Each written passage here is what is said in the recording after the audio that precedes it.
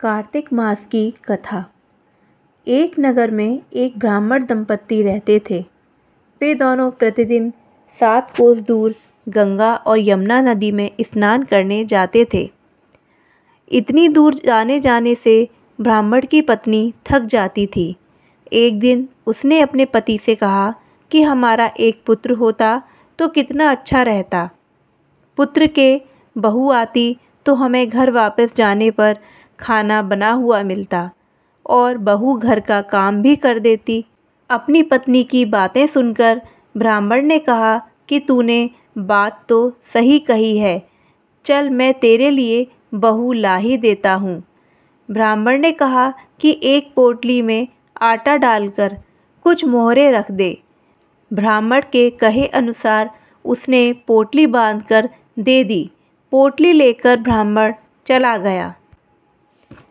ब्राह्मण को सफ़र के दौरान यमुना के किनारे बहुत ही सुंदर लड़कियां दिखाई दी। वे रेत में घर बनाकर खेल रही थीं।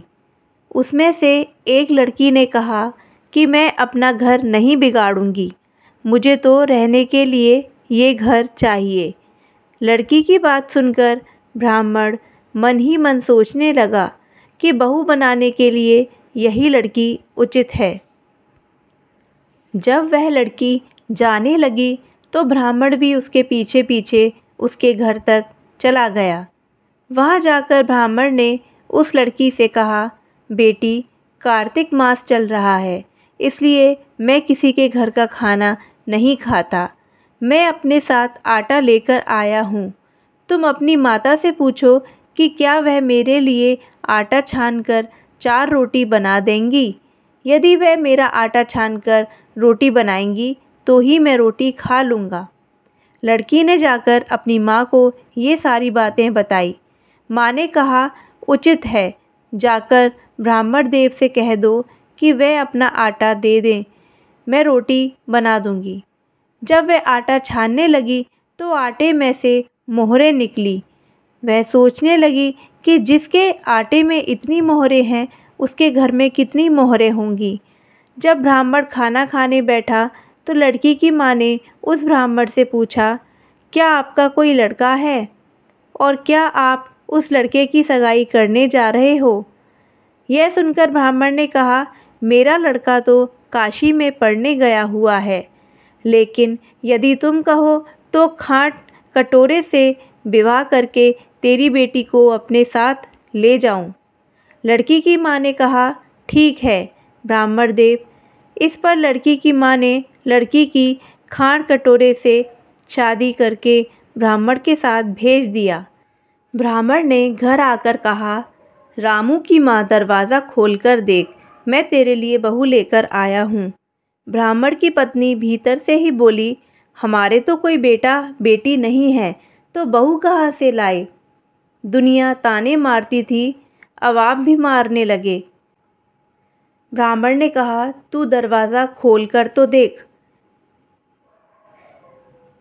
जब ब्राह्मणी ने दरवाज़ा खोला तो सामने बहू को खड़ा देखा। उसने बहू का स्वागत किया और आदर सत्कार से अंदर ले आई। अब जब ब्राह्मण अपनी पत्नी के साथ नदी स्नान करने जाता तो पीछे से बहू घर का सारा काम करके और खाना बनाकर रखती थी। वह उनके कपड़े धोती और रात को हाथ पैर भी दबाती थी। इस तरह बहुत दिन बीत गए। ब्राह्मणी ने अपनी बहू से कहा कि बहू, कभी भी चूल्हे की आग मत बुझने देना और मटके का पानी ख़त्म मत होने देना। परंतु एक दिन चूल्हे की आग बुझ गई। यह देखकर बहू घबरा गई और भागी भागी अपनी पड़ोसन के पास गई और कहा कि मेरे चूल्हे की आग बुझ गई है, मुझे थोड़ी आग चाहिए। मेरे सास ससुर सुबह 5 बजे से गए हुए हैं, वह थके हुए घर आएंगे, इसलिए मुझे उनके लिए खाना बनाना है। यह सुनकर पड़ोसन ने कहा कि तू तो बावली है, तुझे यह दोनों मिलकर पागल बना रहे हैं। इनके कोई पुत्र नहीं है, ये निसंतान हैं। बहू ने कहा, नहीं ऐसा मत बोलो, इनका बेटा तो बनारस काशी में पढ़ने गया हुआ है। इस पर पड़ोसन ने कहा कि यह तुझे झूठ बोलकर लाए हैं। मेरी बात सच मान, इनके कोई बेटा नहीं है। अब बहू पड़ोसन की बातों में आ गई और कहने लगी कि अब आप ही बताओ मैं क्या करूं। पड़ोसन ने कहा कि करना क्या है, जब तुम्हारे सास ससुर आएँ तो जली हुई रोटियां बनाकर देना और बिना नमक की दाल बनाकर देना। खीर की करछी दाल में और दाल की करछी खीर में डाल देना। पड़ोसन ने उसे अच्छे से सिखा पढ़ा दिया। फिर जब उसके सास ससुर आए तो उसने ना तो उनका आदर सत्कार किया, ना ही उनके कपड़े धोए। जब उसने सास ससुर को खाना बनाकर दिया तो सास बोली, बहू आज यह रोटियां जली हुई क्यों हैं और दाल भी अलूनी है। तब बहू ने पलटकर कहा कि एक दिन ऐसा खाना खा लोगे तो कुछ बिगड़ नहीं जाएगा तुम्हारा। सास ससुर को खरी खोटी सुनाकर वह फिर से पड़ोसन के पास गई और बोली कि अब आगे क्या करना है। पड़ोसन ने कहा कि अब तुम सातों कोठों की चाबी मांग लेना। अगले दिन जब वह स्नान करने के लिए जाने लगे तो बहू अड़ गई कि मुझे तो 7 कोठों की चाबी चाहिए। तब ससुर ने कहा कि इसे चाबी दे दो। तब सास ने बहू को चाबी दे दी। सास ससुर के जाने के बाद जब बहू ने दरवाजे खोले तो देखा किसी में अन्न भरा है, किसी में धन भरा है और किसी कोठे में बर्तन पड़े हैं। जब उसने ऊपर का 7वां कोठा खोला तो देखा कि शिवजी, पार्वती माता, गणेश जी, लक्ष्मी जी, पीपल पतवारी, कार्तिक के ठाकुर, राई दामोदर, तुलसी जी का बिड़वा, गंगा यमुना और 33 कोटि देवी देवता विराजमान हैं। वहीं पर एक लड़का चंदन की चौकी पर बैठा माला जप रहा है। यह सब देखकर उसने लड़के से पूछा कि तुम कौन हो। तब लड़का बोला कि मैं तेरा पति हूँ। अभी दरवाज़ा बंद कर दे, जब मेरे माता पिता आएंगे तब दरवाज़ा खोलना। यह सब देखकर बहू बहुत खुश हुई और 16 श्रृंगार कर सुंदर वस्त्र पहनकर अपने सास ससुर के आने का इंतज़ार करने लगी। उसने अपने सास ससुर के लिए अच्छे अच्छे पकवान बनाए। जब उसके सास ससुर घर पर आए तो उसने उनका आदर सत्कार किया और प्रेम पूर्वक खाना खिलाया और हाथ पैर दबाने लगी। पैर दबाते दबाते बहू ने कहा कि माँ, आप इतनी दूर गंगा यमुना के स्नान करने के लिए जाती हैं तो आप थक जाती हैं, इसलिए आप घर पर ही स्नान क्यों नहीं करती हो। यह सुनकर सास कहने लगी कि बेटी, गंगा यमुना घर पर तो नहीं बहती हैं। तब उसने कहा कि हाँ माँ जी, बहती हैं, चलो मैं आपको दिखाती हूँ।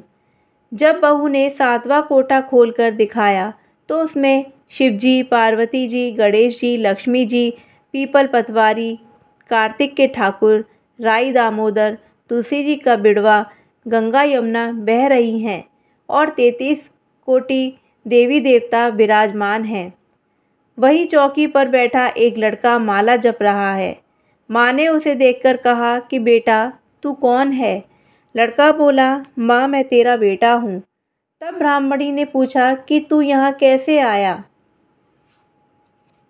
तब ब्राह्मणी ने पूछा कि तू कहाँ से आया है।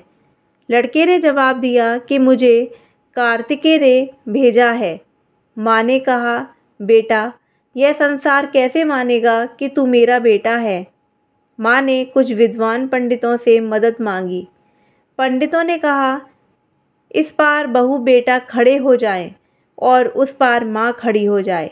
माँ ने चमड़े की अंगिया पहनी हो और छाती में से दूध की धार निकलकर बेटे की दाढ़ी मूछ भीगे और पवन पानी से गठजोड़ा बंधे, तब मानेंगे कि यह इस माँ का ही बेटा है।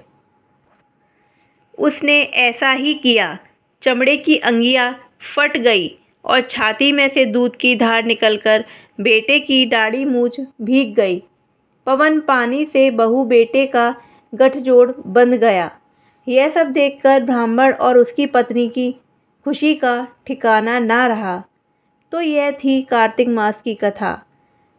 हे कार्तिक के ठाकुर, जैसे ब्राह्मण और ब्राह्मणी को बहू बेटा दिया वैसे सबको देना। कार्तिक मास की कथा कहने और सुनने वालों पर कृपा करें।